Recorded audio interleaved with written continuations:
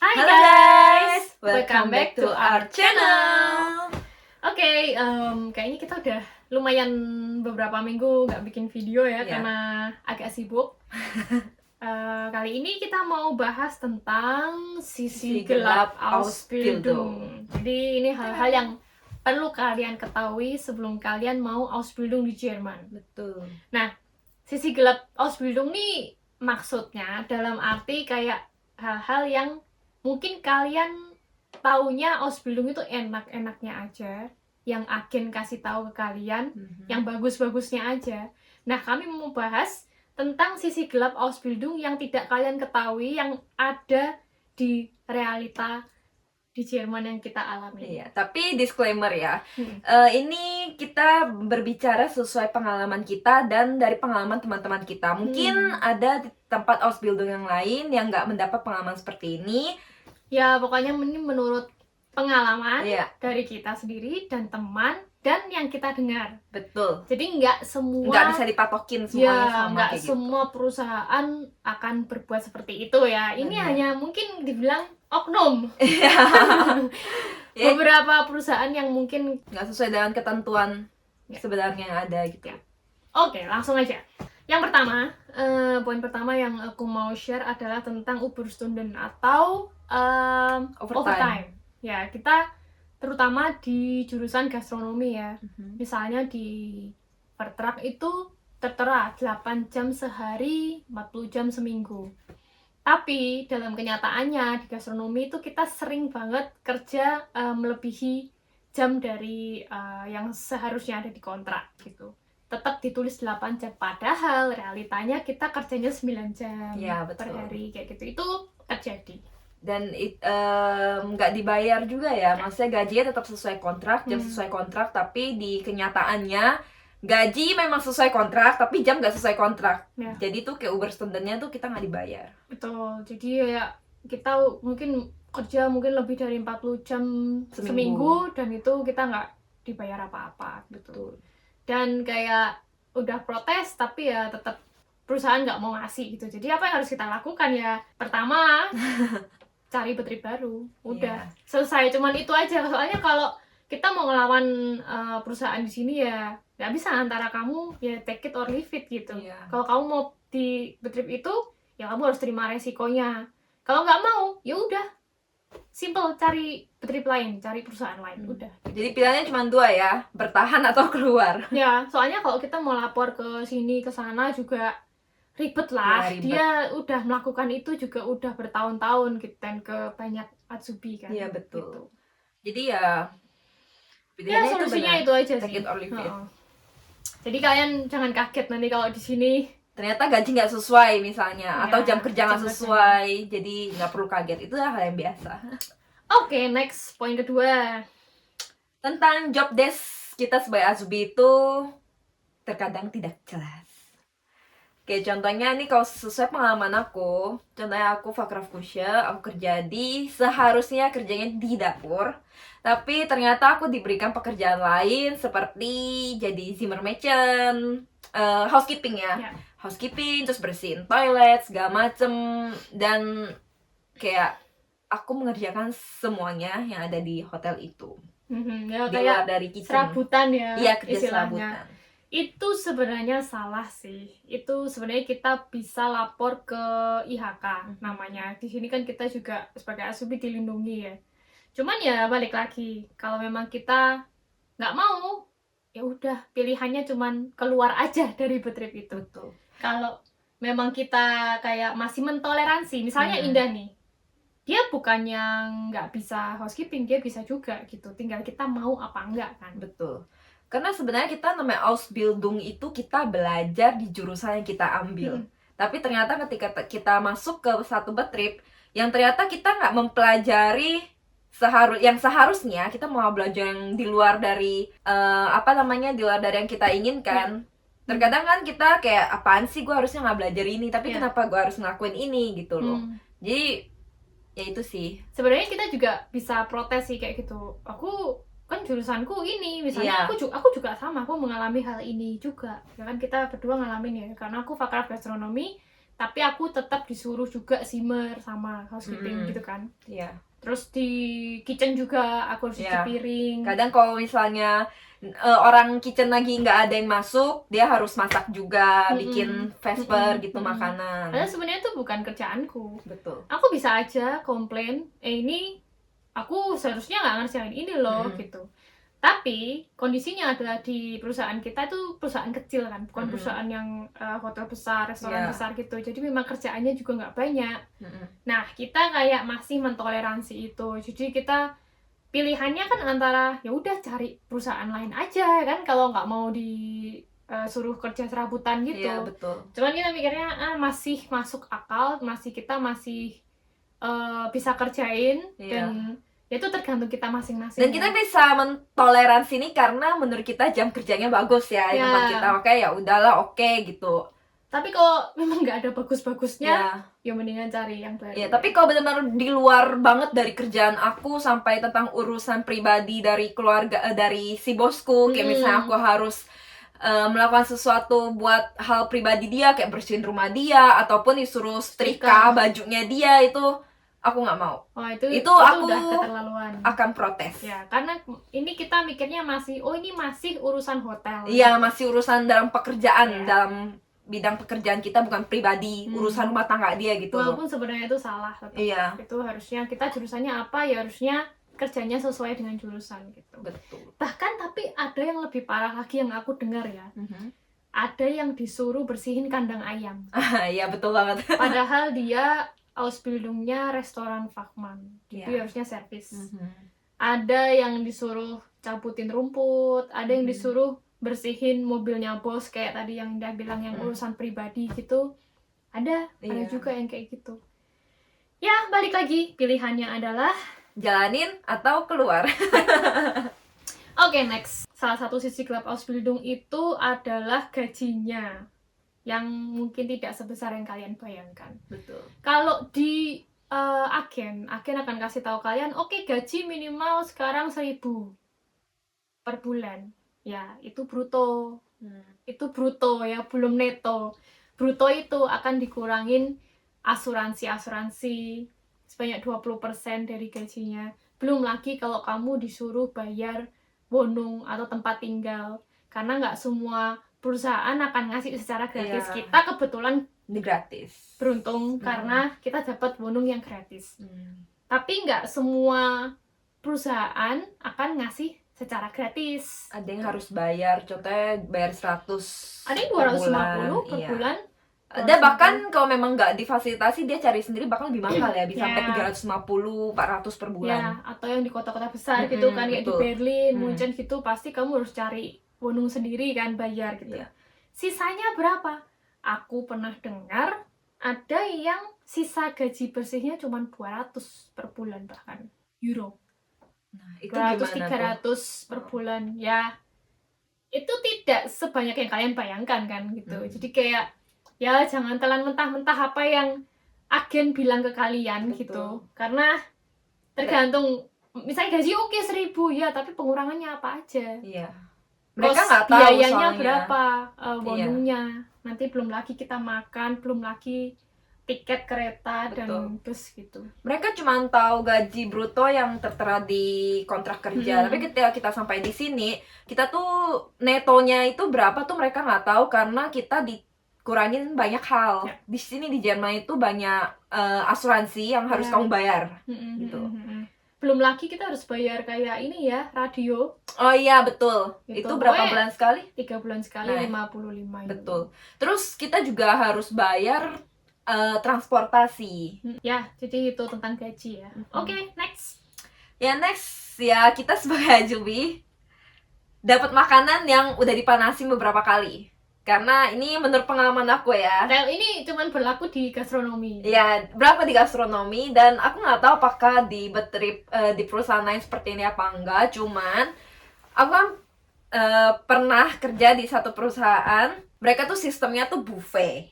Jadi sisa makanan buffet yang dari customer itu nggak habis, kita yang makan.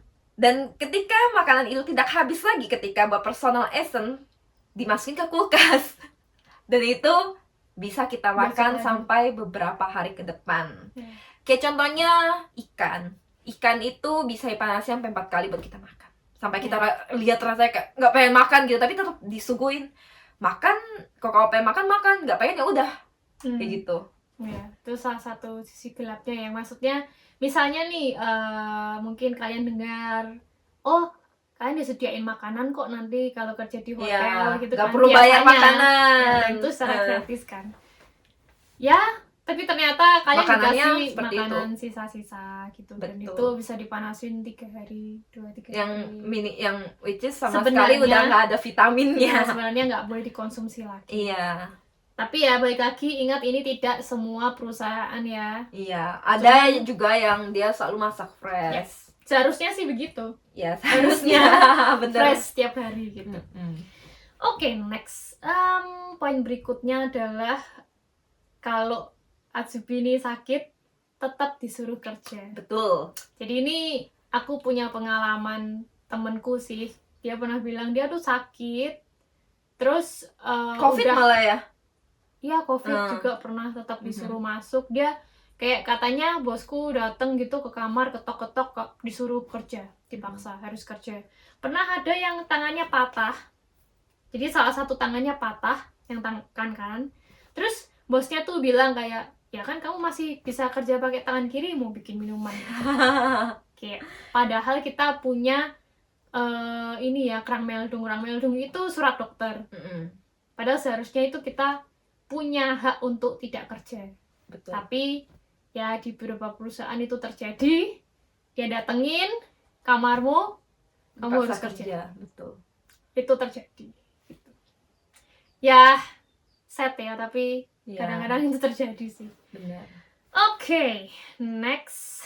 Hak-hak Azubi itu nggak transparan. Contohnya hari cuti atau urlop ya. Urlopnya suka dimainin kadang sama bos. Kalau misalnya lagi sepi, kita diliburin secara mendadak, dan ternyata itu bukan diliburin secara sukarela, tapi dia memotong hari cuti kita per tahun. Betul. Jadi dimana kita sebagai Azubi punya tujuan ke Jerman, aji mumpung kita di Jerman, kalau kita punya urlop, kita mau jalan-jalan keliling Eropa. Tapi ternyata ketika lagi musim dingin, contohnya, terus hotel lagi sepi, restoran lagi sepi, kita diliburin, yang dimana minimal kita libur 2 hari kan, terus kita dikasih tiba-tiba 1 minggu. Itu 4 harinya itu dipotong hari urlop kita secara mendadak yang kita nggak dikasih tahu. Jadi kita nggak ada persiapan, kita nggak ada uang, tiba-tiba kita langsung dikasih, kamu libur ya hari ini, minggu ini kamu urlop. Jadi kita kayak urlop kita tuh sia-sia, kita nggak bisa manfaatin urlop kita secara maksimal buat jalan-jalan ya, gitu loh. Jadi ibarat kita nih cutinya kayak nggak bisa milih, tapi mau nggak mau sebagai Azubi kita cuma harus ngikut sama perusahaan. Betul. Kasihnya kita kapan, kita harus nurut gitu. Iya. Padahal definisi liburan cuti ini kan sebenarnya kita yang minta ya cuti. Iya.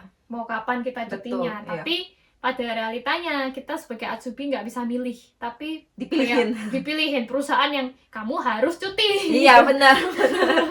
Dan itu masih mending kalau misalnya dikasih cuti langsung seminggu mendadak, itu masih mending walaupun kita kesel, kita nggak ada uang, kita dikasih cuti. Nah, ada juga yang kayak dikasihnya half tak urlop, ya kan? Kayak setengah hari kamu urlop. Jadi hitungannya kamu tuh masuknya setengah hari, terus setengah harinya kamu libur. Kayak apaan sih gitu. Itu kayak kita sama sekali nggak ngerasain kita libur. Itu nggak boleh, harusnya kan seharusnya kita full ya. Iya, benar. Nggak boleh tuh, harusnya setengah-setengah gitu. Cuma ya itu terjadilah di apalagi gastronomi ya, sering banget. Poin selanjutnya, diskriminasi Azubi, terutama nih untuk yang dari luar Jerman ya, kayak kita misalnya orang Indonesia, mungkin orang Turki, orang Ukraina gitu kan. Kadang tuh kita diperlakukan semena-mena gitu, apalagi kalau kita bahasanya kurang. Betul. Jadi kadang bos tuh kayak memperlakukan kita kayak, kamu apa sih gitu. Apalagi kalau kita bahasanya jelek, itu dipandang sebelah mata. Dipandang sebelah mata gitu. Dan mungkin bahkan ada yang kejadian kayak dikasih kerjaan yang lebih berat gitu dibandingkan dengan orang Jerman lokal. Iya, benar. Ya kan?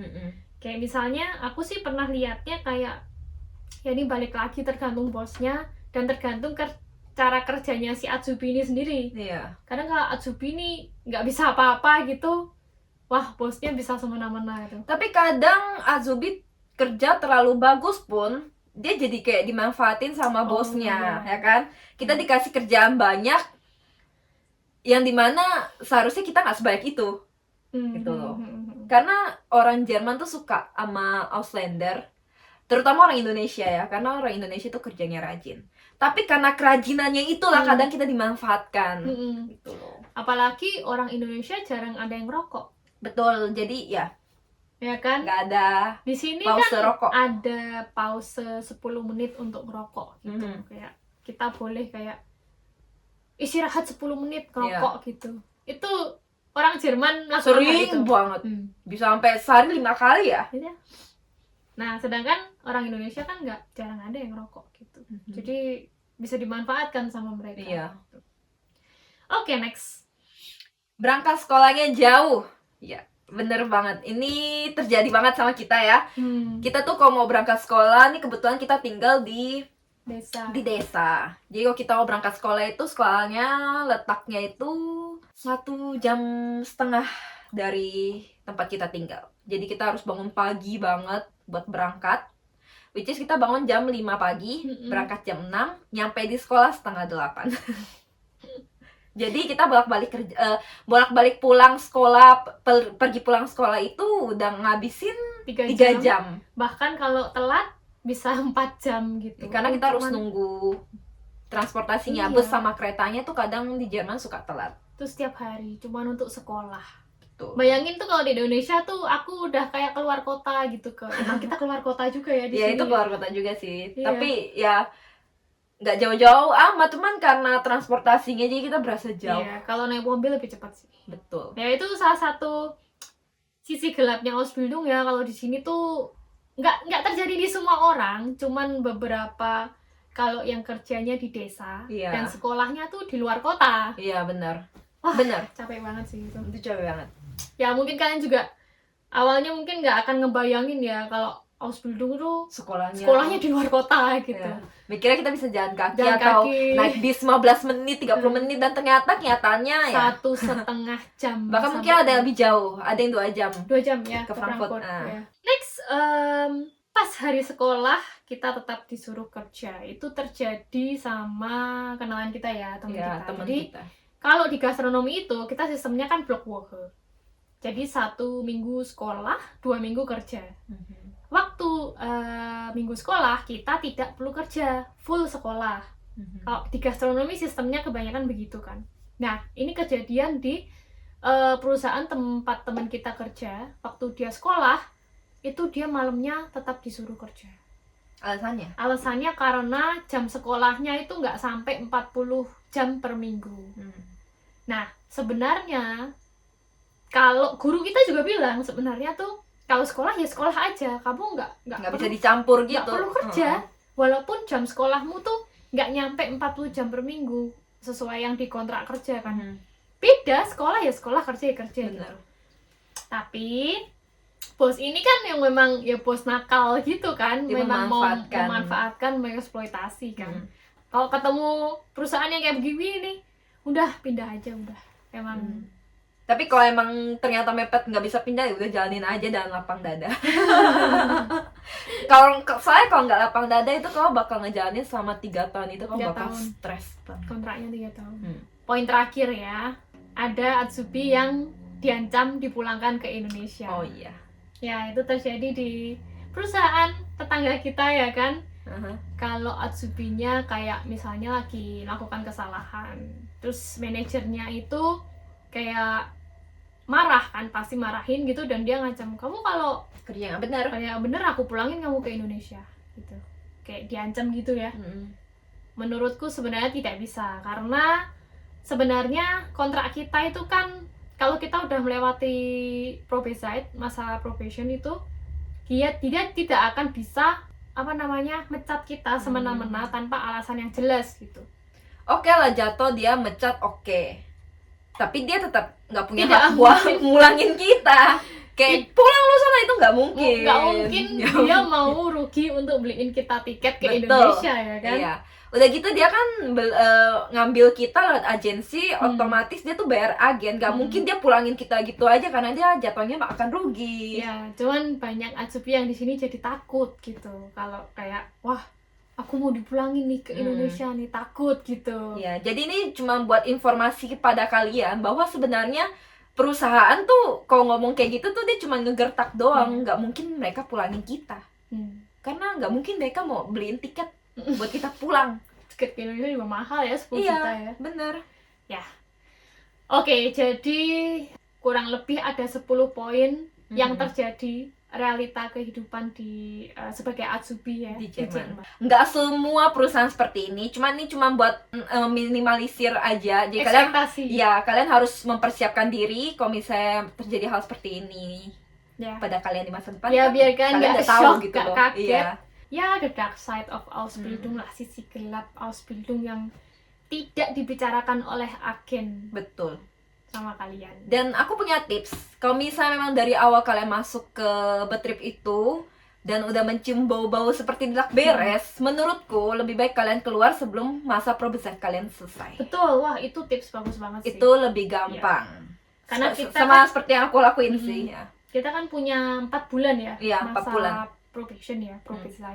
Jadi selama masa itu kamu benar-benar lihat perusahaan ini tuh bener apa enggak gitu. Betul. Loh. Ya kalau udah kelihatan wah ini nggak bener nih. Kalian udah harus cepet jam kerja dimainin apa-apa gitu misalnya, mendingan langsung aja keluar gitu, cari perusahaan lain gitu. Ya, cari perusahaan lain sebelum masa probation kalian selesai. Buat kalian yang pernah mengalami hal-hal yang tadi kita sebutkan atau bahkan ada hal-hal yang kalian alami tapi kita belum sebutkan, komen di bawah, coba sharing apa sih hal-hal lainnya yang memang terjadi di Ausbildung ini di Jerman gitu ya. Betul. Jadi kita juga bisa tahu ada hal-hal lain juga yang terjadi gitu. Iya, karena Jerman ini gede banget dan banyak banget Azubi di Jerman dari Indonesia. Ya, silahkan ceritakan pengalaman kalian di bawah. Dan buat kalian yang pengen request lagi kita bikin video apa, kalian juga boleh komen di bawah. Siapa tahu kita bisa bikinin video itu buat kalian. Okay guys, thank you guys for watching and see you in the next video. Bye bye.